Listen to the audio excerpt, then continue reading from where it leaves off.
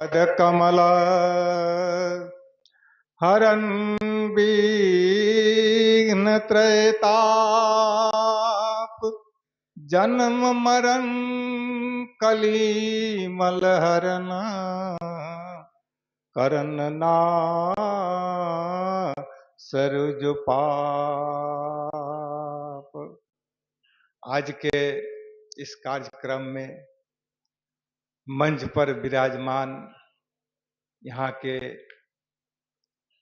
श्री महंत साहेब और लखनऊ डालीगंज से पधारे हुए परम पूज्य श्री महंत साहेब जी, अनेक जगहों से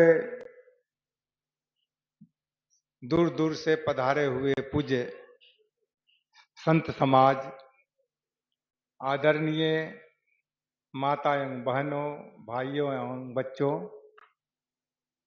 अभी हमारे महापुरुष लोगों ने जहां जहां ये अपना पैर रखा, एक आश्रम के रूप में, एक तीर्थ के रूप में ये जगह बना। अब इस जगह पर हम तो पहली बार आए हुए हैं। श्री स्वरूप साहेब जी से कई बार भेंट मुलाकात हुआ, कई जगह कार्यक्रम में उनका भी निर्देश रहा कि एक साहेब आएंगे तो आएंगे। बहुत अच्छी यहाँ के वातावरण, यहाँ की व्यवस्था, आप लोगों का सद्विचार देखने में आया। ये सब हमारे पूज्य महापुरुषों के ये देन है। इसलिए कहा है कि बनत बनत बन जाए, पड़ा रहो संतों के द्वारे।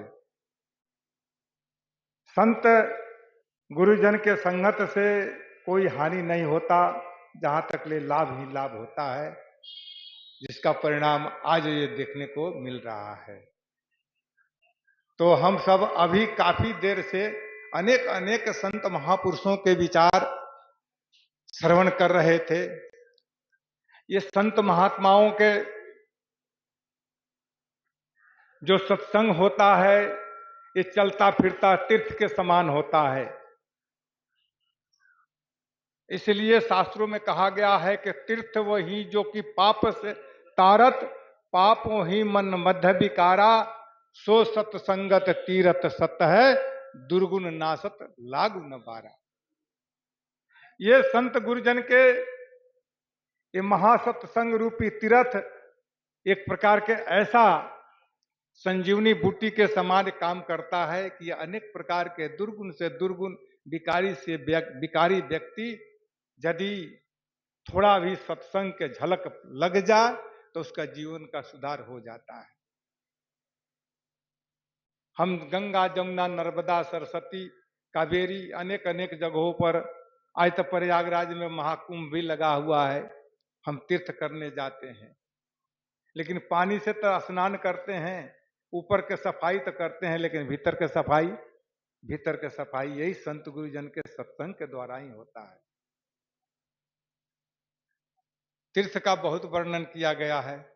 एक थोड़ा सा यहाँ उदाहरण पेश करना चाहता हूं कि माता पार्वती और महादेव जी कैलाश पर्वत पर विराजमान थे। त्रिवेणी संगम में तीर्थ का स्नान लगा हुआ है। अनेकों व्यक्ति स्नान करने आते हैं, स्नान करके जाते हैं। माता पार्वती ने महादेव जी से प्रश्न करती है कि हे प्रभु, ये इतने लोग स्नान करके ये गंगा में आकर के डुबकी लगा कर जाते हैं, क्या ये सब लोगों का पाप, सब लोगों का तरन हो जाएगा? उन्होंने कहा कि अब मैं बात से कहूं तो त्रिया हठ मान नहीं सकती। उन्होंने कहा कि अच्छा, यदि आपको प्रत्यक्ष देखना है तो चलो हमारे साथ में। महादेव जी वहां से पार्वती को साथ में लेकर के चलते हैं, आते हैं एक जहां से चार रास्ता मिल करके एक संगम पर जाने का जो रास्ता होता है, उसी जगह पर आकर बैठते हैं। उनका रूप होता है एकदम वयोवृद्ध, वयोवृद्ध का रूप में बैठते हैं। माता पार्वती एकदम तरुणी अवस्था के नौजवान रूप में होती है, वहां उनके पास में खड़ी रहती है। वो वयोवृद्ध व्यक्ति बैठा हुआ है। इधर से इतने लोग आते हैं, स्नान करके जाते हैं, नजर पड़ता है तो किसी ने आवाज देता है कि अरे यही देखो तो, ये तरुणी औरत होकर के बूढ़ा पर मरती है, ये क्या जरूरी है बूढ़ा के साथ में। ऐसा ही बहुत अनेक अनेक तरह के वातावरण, ये आदमी का मन का विकार होता है, ये सत्संग विहीन व्यक्ति का विचार होता है। ऐसा करते करते कुछ समय व्यतीत होता है, वो बूढ़ा व्यक्ति उछट करके एक गड्ढा में गिर जाता है जहां की पानी था और कीचड़ था। वो जवान औरत रूपी पार्वती निकालती है उनको, लेकिन निकल नहीं पाता है। अनेकों आदमी रास्ता से जा रहा है, आ रहा है, सबकी नजर पड़ रहा है, सबके नजर पड़ रहा है, लेकिन कोई के विचार नहीं आता है कि चलो मैं सहायता करके इसको निकाल दूं। कुछ देर व्यतीत होने के बाद में एक गांव किसान के खेती बाड़ी करने वाले साधारण एक किसान रूप में एक व्यक्ति था। वो भी स्नान करने त्रिवेणी में आया हुआ था। उन्होंने रास्ते से जा रहा है, देख रहा है कि एक बूढ़ा आदमी ये कीचड़ में गिरा हुआ है, ये महिला निकाल रही है, निकल नहीं पाता है, हाथ में लोटा है, स्नान करके कंधे पर अपना धोती रखा हुआ है। जब वहां जाता है, देखा उसके अंदर में दया का बाढ़ उमड़ता है। ओहो हो, कितना कष्टदायी ये कीचड़ में पड़ा हुआ है। वहीं पर लोटा रखता है, धोती रखता है और अपना कपड़ा बांध करके कीचड़ में घुसता है। कहता है कि बहन आप एक तरफ हट जाओ, मैं इनको निकालता हूं। उस बूढ़े व्यक्ति को निकालता है, निकाल करके और वहां से अपने हाथ में उसको पकड़ करके टांग करके संगम में ले जा करके नदी में खूब सब पांक कीचड़ जो है धो करके और उसको स्नान करा करके फिर वहीं ले आता है। कहता है कि आप पिताजी आप बताइए आपको कहाँ छोड़ दूं। वो वयोवृद्ध व्यक्ति महादेव ने कहते हैं कि बेटा एक काम करो, ये पहाड़ के डांडा जो है, ये पहाड़ के नजदीक में हमको ले जाकर छोड़ दो। और जंगल पहाड़ के नजदीक में ले जाता है, छोड़ देता है। और छोड़ करके अब कहा कि अब आप चले जाओ, हम यहां से चले जाए। उसके बाद में वहां से दोनों चलते हैं। पार्वती जी से महादेव जी ने बताया कि आपने देखा कि इस स्नान में कौन आदमी तरने वाला है, कौन आदमी तरने वाले नहीं है। इदम तीर्थम भ्रमांति तामसा जना, आत्म तीर्थम न जनाती न जनांती कथा मोक्षम सुन प्रिय। ये महादेव शंकर जी के महावाक्य है कि जिसके अंदर में आत्मा का ज्ञान नहीं है, वो क्या तीर्थ में स्नान करके क्या कर सकता है। हम तो तीर्थ तो जाते हैं, अनेक प्रकार के व्रत करते हैं, उपवास करते हैं, लेकिन जबकि एक आत्मा के ऊपर दया नहीं, भावना नहीं, करुणा नहीं, प्रेम नहीं, श्रद्धा नहीं, ये तीर्थ क्या काम का।